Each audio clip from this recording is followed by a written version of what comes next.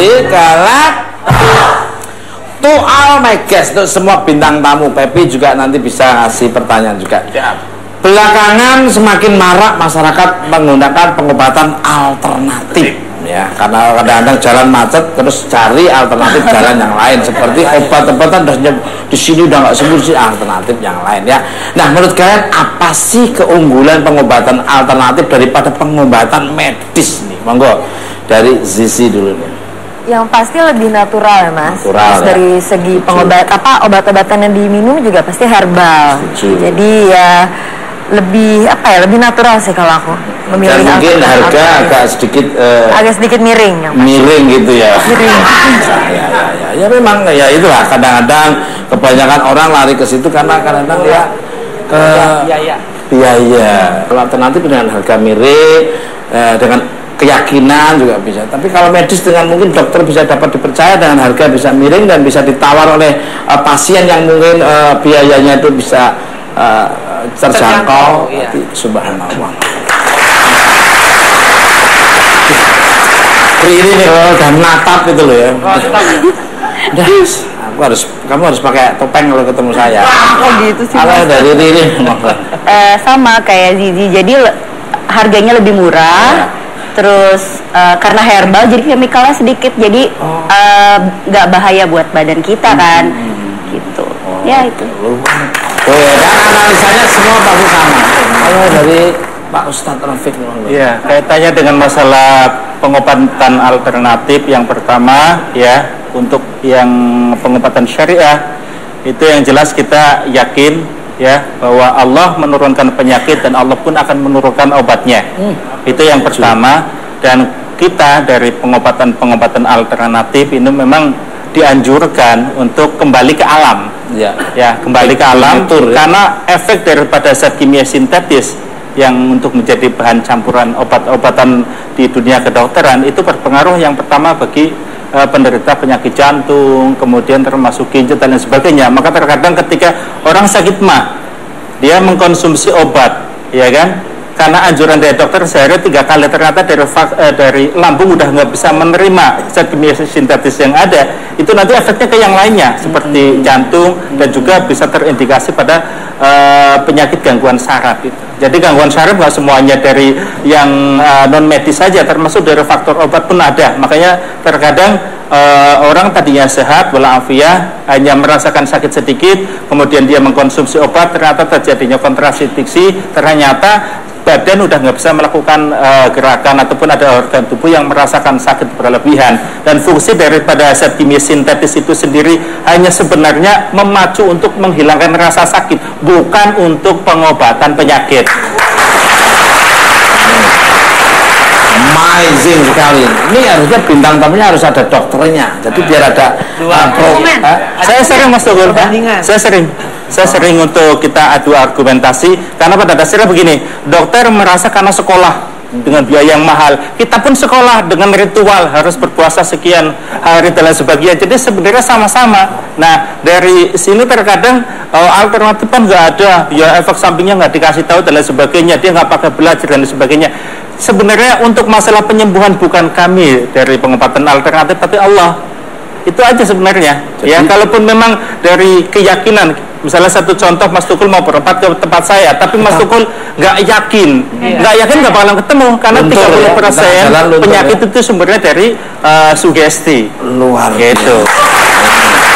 Jadi dikomben antara Ar-Rahman dan Ar-Rahim, ya, keren. Luar biasa ini, keren ini. Kembali ke Ririn Ekawati lagi. Dengar-dengar dirimu sering menjalani terapi kecantikan. Apa yang bisa dilihat secara langsung nih, monggo? Kalau sering sih enggak, sesempatnya aja, dan itu cuman aku puntur ke spa kalau lagi ada waktunya, nggak sesering banget juga. Aku puntur di apain itu?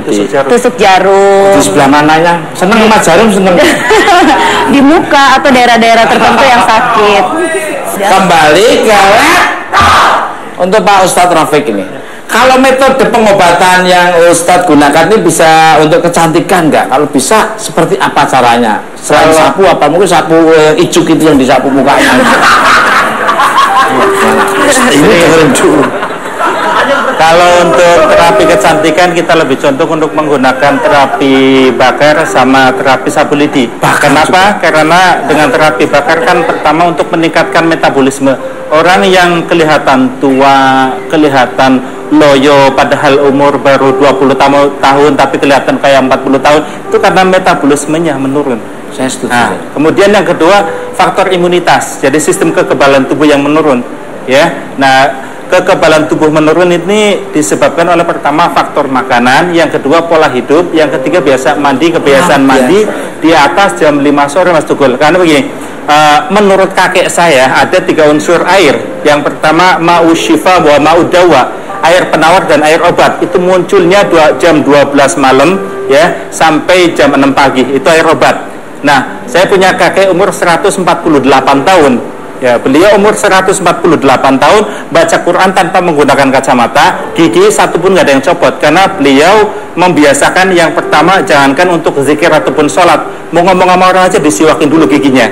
Kemudian yang kedua, ketika akan melakukan sholat tahajud, beliau tuh diupayakan untuk selalu mandi malam, ya. Nah, kemudian yang kedua maul addah atau air biasa, ini untuk penghilangan kotor biasa, itu muncul dari jam 7 pagi sampai jam 5 sore. Kemudian dari jam 5 sore sampai jam 12 malam disebutnya maul merid atau air penyakit. Nah, orang yang biasa mandi di atas jam-jam itu tinggal tunggu reaksinya 4 sampai 5 tahun yang akan datang. Pertama, dia gampang masuk angin, ya. Kemudian yang kedua terindikasi untuk penyakit diabetes, kalau dia itu ada faktor genetik, itu lebih mempercepat lagi malah, ya. Kemudian yang ketiga muncul seperti itu, rasa kesemutan dan sebagainya, itu faktor rematik. Ya, jadi disebutnya maul marid, ya. Kecuali kalau kita habis melakukan puasa itu nggak apa-apa, bahkan dianjurkan, ya. Setelah Ramadan kita berpuasa itu dianjurkan untuk mandi sebelum kita melaksanakan sholat tarawih. Luar biasa. Ini analisanya ya luar biasa. Bagus. Ya, ada akademisnya bisa terima, secara umum logika nyata juga. Subhanallah. Tapi Mas ngomongin soal kecantikan, ya. Kalau tadi kan menggunakan listrik itu kan tadi yang dari positif dan negatif. Ya. Kalau di klinik kecantikan saya tuh ada namanya radio frekuensi.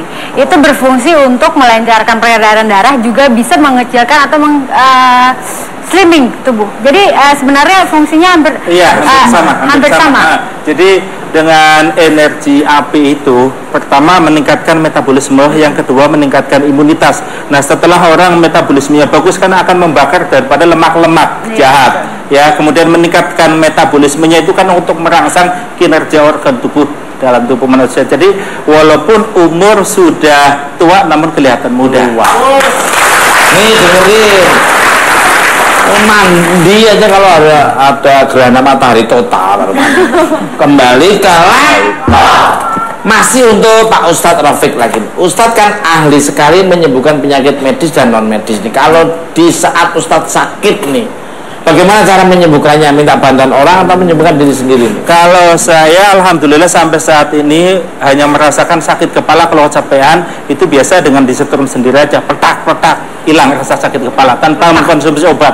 Jadi sampai saat ini alhamdulillah perut saya itu belum pernah terisi, ya. Kecuali wallahu alam kalau dulu belum terisi obat-obatan warung ataupun obat-obatan dokter. Saya lebih condong dengan misalnya begini, saya merasakan kedinginan, itu hanya dengan merebus air, digunakan untuk mandi dan juga minum air putih hangat, ya. Itu minum air putih hangat, nanti selang beberapa menit kemudian nanti akan keluar ya keringat-keringat jahat, keringat-keringat dingin akan keluar dari badan kita. Kemudian kalau badan capek-capek, paling saya suruh anak saya untuk gebuk-gebukin pakai sapu. Ya. Luar biasa. Beda sama teman saya. Kalau sakit air aki diminum. Bisa, jangan mau tetap